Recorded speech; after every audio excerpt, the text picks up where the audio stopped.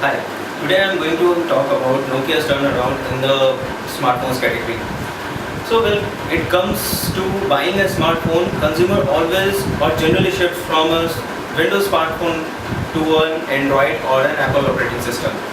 And the Android and the Apple operating system covers 90% of the total market, while 3% is only reserved for the Windows market.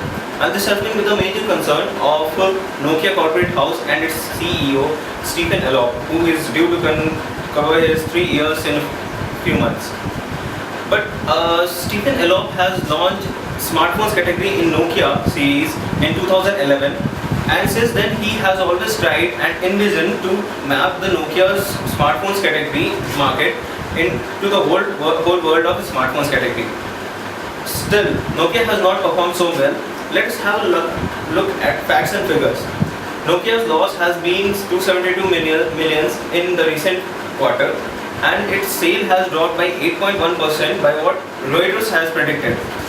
And due to all this, the market share or the market price has decreased by 6%.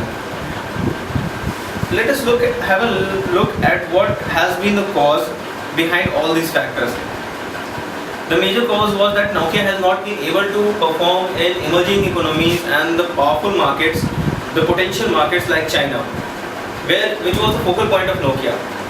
Because the market is somewhat saturated, it is getting mature, and to tap into this market is really tough with rivals like Samsung, Apple, etc.